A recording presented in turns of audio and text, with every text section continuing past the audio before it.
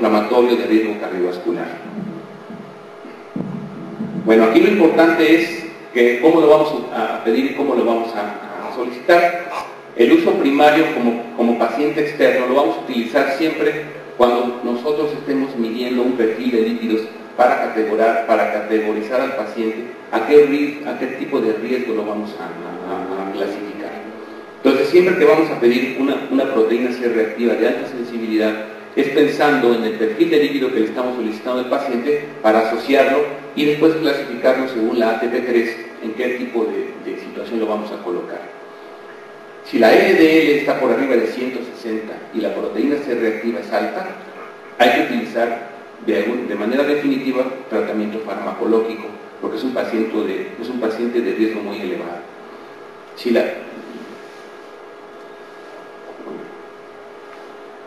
la LDL está entre 130 y 160 y la proteína C reactiva es alta, el riesgo global de este paciente también es alto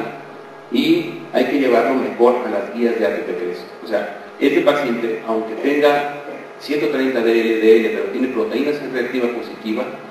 o alta, hay que llevarlo a las guías para ver en qué tipo de riesgo lo vamos a colocar e iniciar tratamiento farmacológico. Si la LDL se encuentra menor a 130, pero la PCR es alta, esto implica riesgo sustancialmente mayor que el predicho por la LDA. A pesar de que las LDL sean bajas, se recomiendan intervenciones en el estilo de vida del paciente según las tablas, según la clasificación de ATP3. Esto dice que el paciente con proteína C reactiva positiva, aun teniendo LDL bajas, hay que clasificarlo, ya que los pacientes con proteína C reactiva elevada y LDL bajo tienen mayor riesgo de síndrome metabólico y en los pacientes es recomendable medir sus niveles de glucosa. Entonces son otros factores de riesgo, son coadyuvantes de nosotros para valorar el riesgo cardiovascular de los pacientes. La lipoproteína A es una forma modificada de LDL y se considera con frecuencia un marcador de la trombosis. Es también un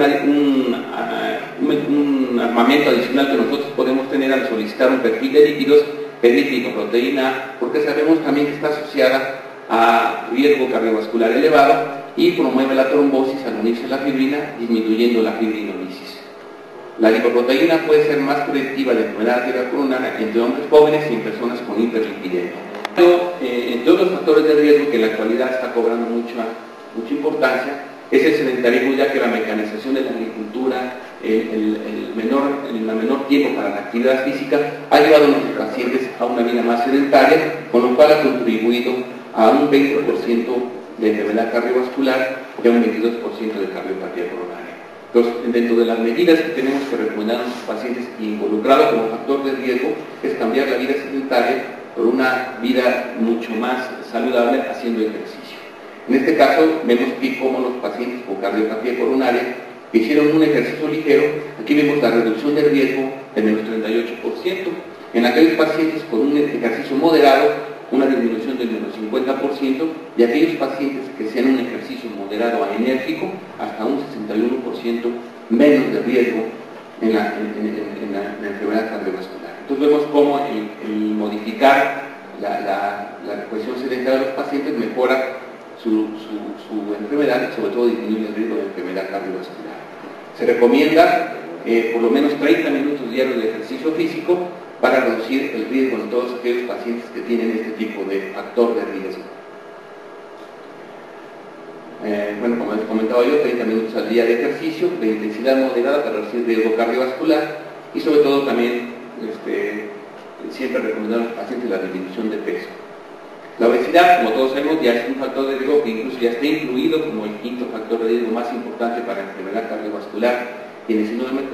metabólico solamente menciono que debemos llevar a nuestros pacientes a cinturas abdominales no mayores de 90 a los hombres y no mayores de 80 a las mujeres.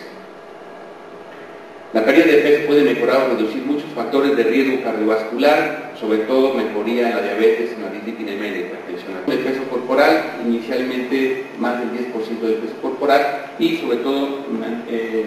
fomentar que el paciente continúe perdiendo peso. cambios en la dieta a largo plazo, mayor actividad física, modificación de comportamiento, tratamientos farmacológicos en caso de una obesidad muy importante, y bueno, ya cuando hay una obesidad mórbida, pues se recomienda a los pacientes la cirugía abdominal. Bien, los antecedentes, la exploración física, el análisis de laboratorio, las herramientas para evaluación de riesgo, lo más importante que yo quería comentar a ustedes, sobre todo conocer que existen otros factores de riesgo que tenemos que tomar en cuenta de acuerdo al riesgo que estamos enfrentando con nuestros pacientes, ya que las guías del ATP3 para evaluación de riesgo cardiovascular, pues sabemos que el paciente de más alto riesgo es aquel paciente con una enfermedad coronaria o su equivalente como es la diabetes o la insuficiencia renal, en donde tenemos que llevarlo a un control más estricto de todos aquellos factores de riesgo, el riesgo intermedio, que son dos factores de riesgo, y los pacientes de más bajo riesgo, que es los pacientes con un solo factor de riesgo. Las guías nos recomiendan a nosotros que en las intervenciones más indicadas en pacientes con alto riesgo deben ser desarrolladas de acuerdo al grado de riesgo de los enfermos. Y finalmente, pues las propuestas para evaluar el riesgo de enfermedades cardiovasculares, siempre conocer los principales factores de riesgo modificables, como son la hipertensión arterial, la dislipidemia, la diabetes mellitus tipo 2, el tabaquismo, la obesidad, todo lo que hemos estado comentando, médicos de atención primaria, evaluar el riesgo de enfermedad en todos estos pacientes, la evaluación de rutina y pruebas de laboratorio en el consultorio se pueden proporcionar para, sobre todo,